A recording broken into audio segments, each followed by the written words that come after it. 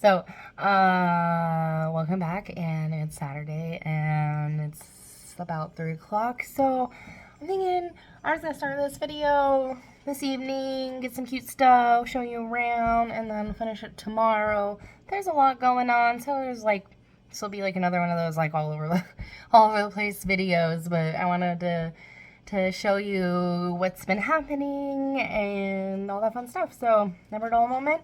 And right here we're in the kitchen, and I'm going to turn this around so I can show you what I'm doing with the soap. So this beautiful liquid right here is the essential oils that I'm going to be using in this next soap. And that's frankincense, orange, palmarosa, and cedarwood. Palmarosa kind of smells like rose. Rose essential oil is very expensive, so it's kind of a way to get around that. And then, so yeah, it's kind of a floral, it'll be a nice floral, slightly citrus blend. And then here we have sandalwood powder, and I've added a little bit of water. And that's mainly what I'm smelling right here, right now. And it smells amazing. And it is just really unfortunate that sandalwood does not survive the soap making process. So it's not, you wouldn't smell it in the end. I'm adding it for its benefits and to add color to the soap, right? So a little bit of a rose tint, at least that's my goal. So we'll see what color it actually turns out. Well, these are shampoo bars, and then this is the new bar I just put in there that I made yesterday, which is lavender, clary sage, and frankincense, and it has a cerebin blue clay. It's kind of, maybe as it cures you'll get a more little blue tint, but not really, and it also has kaolin clay. So my thought was that I would add the kaolin clay is white, so I would add that, and then the blue, and then to be this nice light blue. No, didn't happen that way. So, and here's my shea butter Bastille bars, and the last shea butter I got was unrefined, and so it's just not quite as pretty as the beautiful white ones I made before, but I'm sure they're just as lovely. And I don't know, just because I am kind of attracted to that more of a pure white when I'm going to be making those kinds of bars, then I did go ahead and get the refined shea butter for next time. And then peek at some oils. Yeah. So this soap making stuff is real fun, and I'm enjoying it. Using the goat's milk is a little bit tricky, but you know, gotta figure it out because that's the whole point of making the soap. So I do think that I finally found a recipe that I like, and I have like three that I'm doing in a row, with just switching up an oil or two and testing different things so I can get a little bit more consistency and know how these bars are going to turn out. As well as, I don't know how many different oils you really need to put in a bar, and if I could bring the price point down a little bit for people, have some bars that are more affordable, that would be ideal too. So, always trying to figure stuff out, make it better.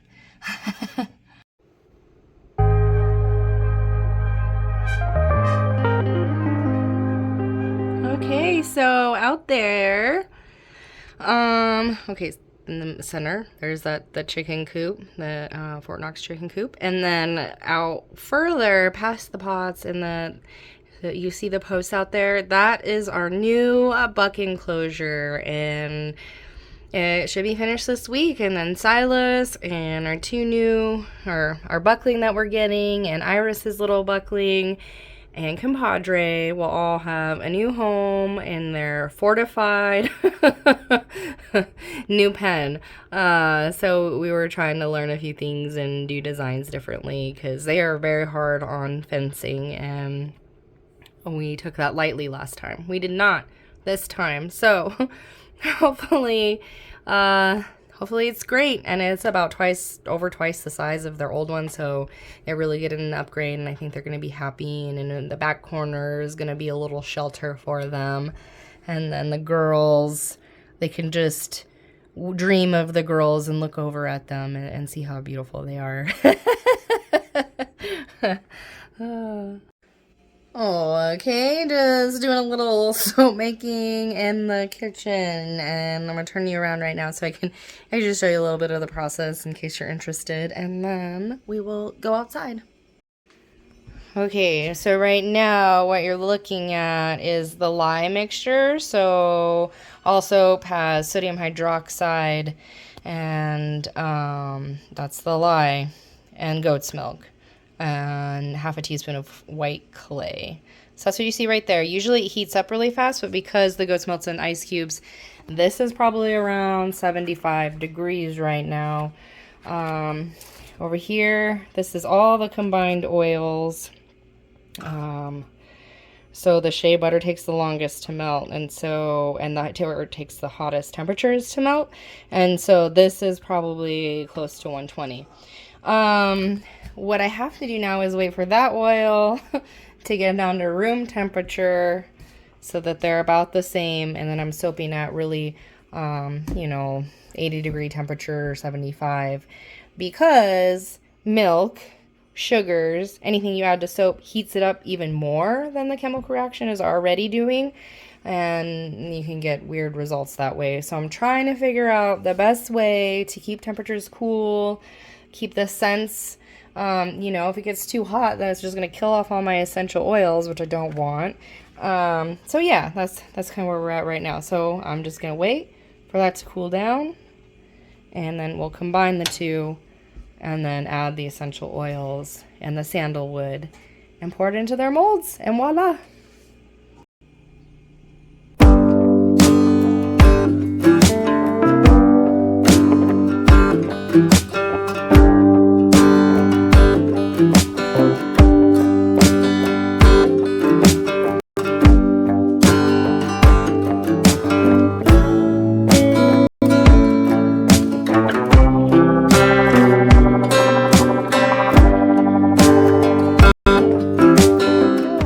So it's the next morning, and we are in the garden area, and I'm gonna show you the new back enclosure up close and personal. But before I do, so I had mentioned last time in our video that we were gonna get a pregnant goat.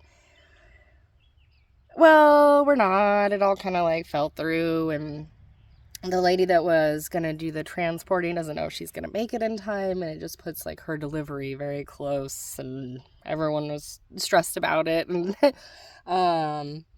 so I had to back out, and the lady that owns the goat was very kind about the whole thing, and she was worried. She loves her goats, so she was worried too. And so yeah, it's not gonna happen, but this week I am gonna go get Rico Suave from the Phoenix area, and he's still buckling, so he'll be super adorable at first.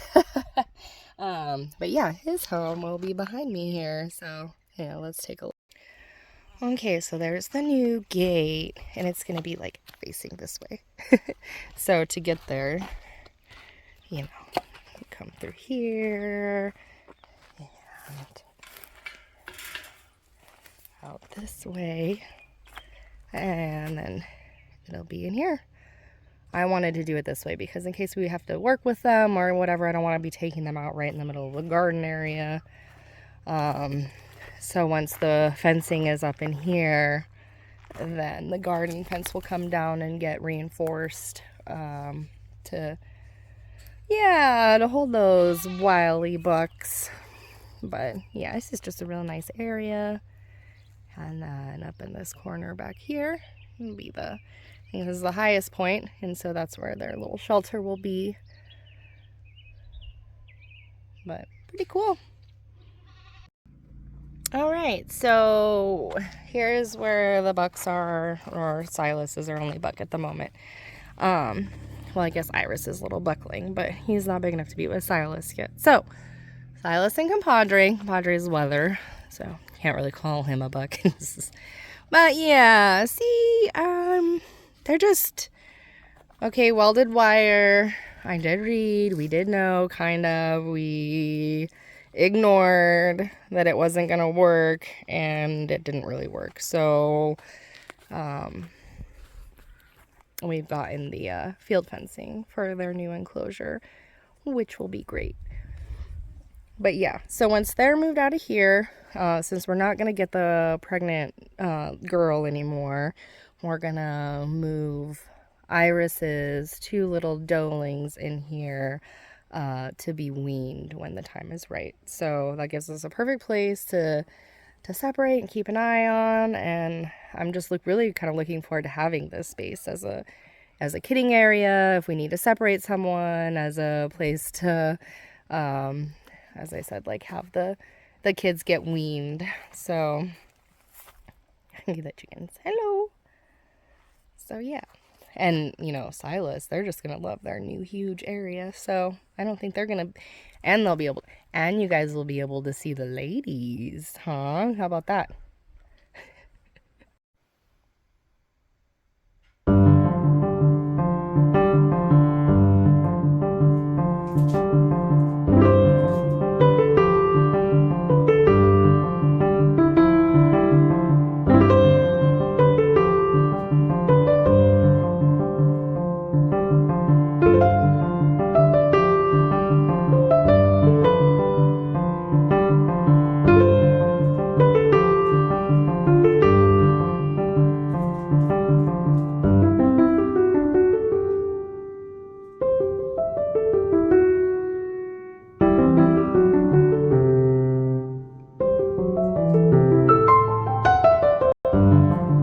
So things at the nursery are going really well. I'm selling at the hardware store. I mentioned before, this has been really great, and yeah, that's really making all the difference because we don't get a ton of traffic here. I'm hoping that will pick up over time as people feel more comfortable, maybe, and as they hear that we're here, and then also by realizing that we have quite a large selection here that isn't at the hardware store. So yeah, if you're local, come here because there's a lot, and you know, I'm here, and we're open, and yeah, I need somebody to chat plants with. So even if you're not ready, you just want some advice, like come on by.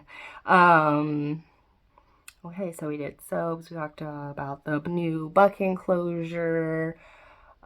Just glanced at a few seedlings coming up. There's still something in here eating things, but it seems to have slowed down a little bit now that there's green stuff everywhere. Even then now, some of the last plants that were still dormant are finally starting to wake up, like all the milkweeds, sycamores. There's a few trees that have just kind of like held out till the very end. So here in the next couple weeks, everything should be awake. I need to weed the nursery space, but it should be looking real fine here soon. So it's kind of been, you know, when you walk through right now, there are sections that are, well, maybe let's just go look real fast. Okay. So fruit trees have woken up and they're really like starting to grow vigorously. Yeah, let's see. This is the American plum, and it's like a little too vigorous. This one back here is fallen over a little bit, but I think they'll be all right. Yeah, so they're looking good. The figs were able to come out of the greenhouse. Most of these trees have woken up, but yeah, you can see what I mean. Like here's the desert willow. Still looks like a stick. Come on, but if you look real close, focus. There it is. So, you know, they'll be awake here soon. Same with the hackberry. But, you know, you look around too. These are mesquite trees, and they're just starting to leaf out. But if you drive right up the hill, they're totally leafed out and green. So it's really funny how we just live in a cold spot here. Okay, and then another, you look, all these weeds, it's so hard to, you know, and some of them are native, so then I get all, we don't want to pull them, but it kind of, it's obtrusive to the, doesn't look well. Okay, so most things are awake and green. Okay, fallen over desert cotton. Okay, they're getting kind of big to be in those 1 gallons. I might need to put them in a new size soon. Yeah, so it is nice that there's less blank spaces, but you know, these guys haven't really woken up yet. Neither have you or you know, so it'll just be really nice when you can walk through here and everything is leafed out and looking its finest. So here's all the milkweeds, and they're just starting. just starting. I do know that they're okay because I went and looked at their roots earlier.